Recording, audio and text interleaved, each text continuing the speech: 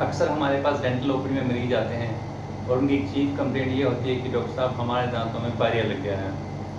तो काफ़ी मरीज ये कहते हैं कि हमारे दांत में पायरिया लग गया है, लेकिन बहुत लोगों को ये पता नहीं होता कि पायरिया एक्चुअली होता क्या है। कुछ लोगों के मुंह से खून आ रहा होता है, उसको पायरिया कहते हैं। किसी के मुंह में पीले पीले डिपॉजिट्स यानी कि कैल्कुलस के डिपॉजिट्स हैं, वो उसको पायरिया कहते हैं। कुछ लोगों के दांत हिल रहे हैं, वो उसको पायरिया कहते हैं। कुछ लोगों के दांतों में बदबू है तो वो उसको भी पायरिया कहते हैं। तो इस वीडियो में हम जानेंगे पायरिया एग्जैक्टली होता क्या है, किस चीज़ को डॉक्टर्स पायरिया कहते हैं और इसका क्या रीज़न है और इसकी ट्रीटमेंट क्या है।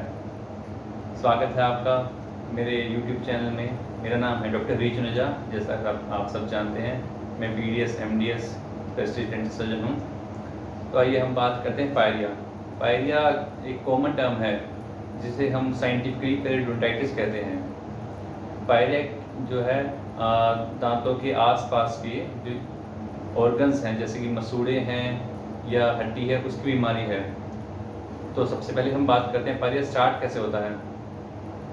पायरिया का मेन रीज़न जो है वो है प्लाक। जब हम अच्छे से ब्रश नहीं करते, हमारे मुंह में सफाई नहीं होती, तो हमारे दांतों में और मसूड़ों के आसपास एक सॉफ्ट बायोफिल्म यानी कि इसमें बैक्टीरिया होते हैं, एक पतली सी फिल्म जमा हो जाती है जिसे हम प्लाक कहते हैं। इसको हम टूथ ब्रशिंग से अच्छे से रिमूव कर सकते हैं, लेकिन अगर हम ब्रशिंग अच्छी से नहीं करते हैं तो फिर यह हमारे मुंह में दांतों और मसूड़ों के आसपास जमा हो जाती है और धीरे धीरे उनकी सूजन पैदा कर देती है। जो मसूड़ों की सूजन है उसे हम जिंजिवाइटिस के नाम से जानते हैं। जिंजिवाइटिस यानी कि गम्स की इन्फ्लामेशन। मसूड़े सूज जाते हैं जिससे मसूड़ों से खून आता है, मुंह से बदबू आती है।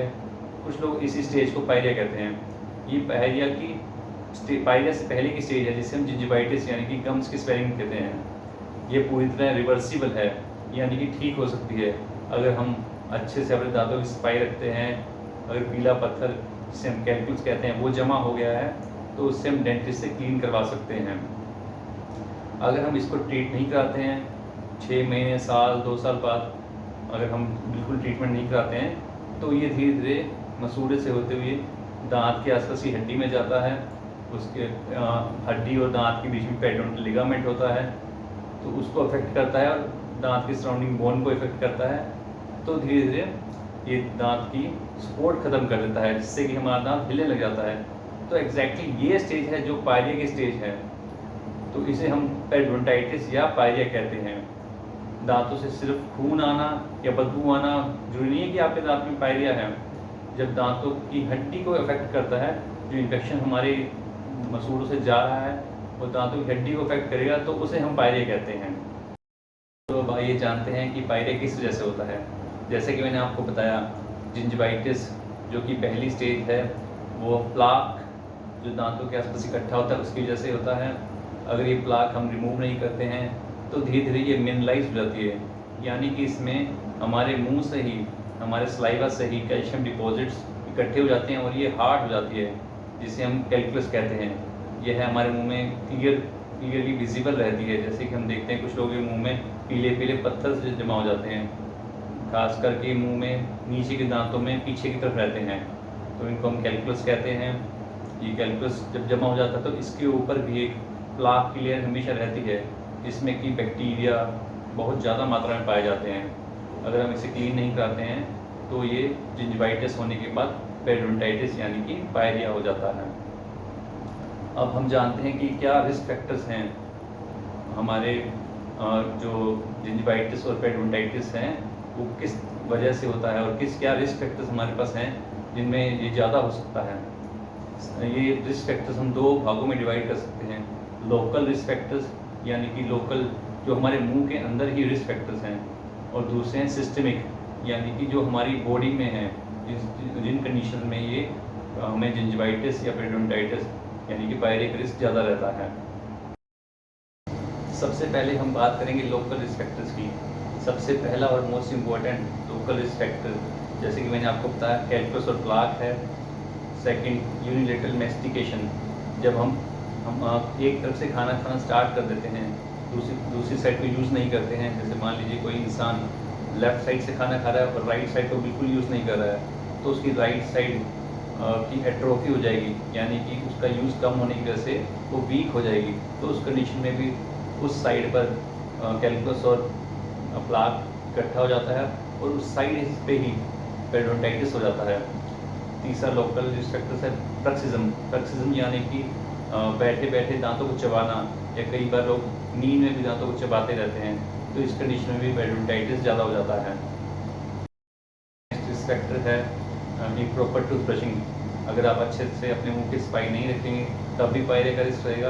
और अगर आप गलत तरीके से ब्रश करेंगे, कुछ लोग बहुत हार्ड टूथ ब्रश यूज़ करते हैं और बहुत ज़ोर ज़ोर से करते हैं, उसमें भी मसूड़े और सराउंडिंग बोन को डैमेज होने का रिस्क रहता है। तो ये थे लोकल रिस्क फैक्टर।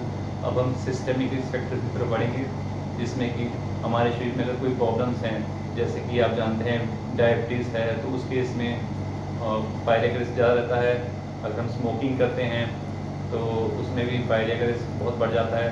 और इनफैक्ट किसी भी फॉर्म में हम टोबैको यानी कि तंबाकू यूज़ करते हैं, चाहे चबाने में चाहे स्मोकिंग में, तो उससे पायरिया का रिस्क काफ़ी रहता है।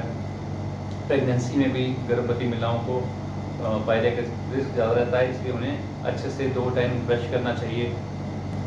कुछ और कंडीशंस हैं जिसमें हमारी बॉडी की इम्यूनिटी कॉम्प्रोमाइज़ हो जाती है, तो उन कंडीशंस में भी, जैसे कि HIV है, या हमारे बॉडी में कोई और कैंसर्स कंडीशन है, ल्यूकीमियास और TB है, जिनमें बॉडी की इम्यूनिटी जनरली कम होती है, तो उसमें भी पायरिया का रिस्क ज़्यादा रहता है। तो फाइनली आइए जानते हैं कि पायरिया का इलाज क्या है।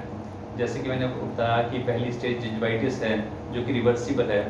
उसको आप अपने डेंटिस्ट से कंसल्ट करके अपने मुंह में सिर्फ क्लीनिंग कराकर और खुद अच्छे से ओरल हाइजीन मेंटेन करके, यानी कि अच्छे से टूथ ब्रशिंग करके उसको आप रिवर्स कर सकते हैं। आपका थोड़ा बहुत जो मुंह से बदबू आ रही है या ब्लीडिंग हो रही है, उसकी प्रॉब्लम दूर हो जाती है। अगर पायरिया जिंजिवाइटिस के बाद अगर आपको पायरिया हो गया है, दांत थोड़े से हिलने लगे हैं, इनिशियल पेरिडोंटाइटिस है, तो उस केस में भी ये रिवर्सिबल रहता है। लेकिन अगर दांत बहुत हिल रहे हैं तो कई बार हमें एडवांस ट्रीटमेंट ऑप्शंस में जाना पड़ता है, जिसमें कि पेरिडोंटल सर्जरी, यानी कि जिसमें मसूड़े की सर्जरी की जाती है। मसूड़े को हल्का सा हटाकर उसकी सफाई करके फिर वापस उसको टांके लगाकर रखा जाता है। ट्रीटमेंट सक्सेसफुल रहता है और दांतों को आप लंबे समय तक प्रिजर्व करके उनको अच्छे से यूज़ कर सकते हैं। तो ये था पेरिडोंटाइटिस यानी कि पायरिया के बारे में। अपने दांतों का अच्छे से ख्याल रखिए, 2 टाइम ब्रश जरूर करिए। वीडियो को पूरा देखने के लिए बहुत बहुत धन्यवाद।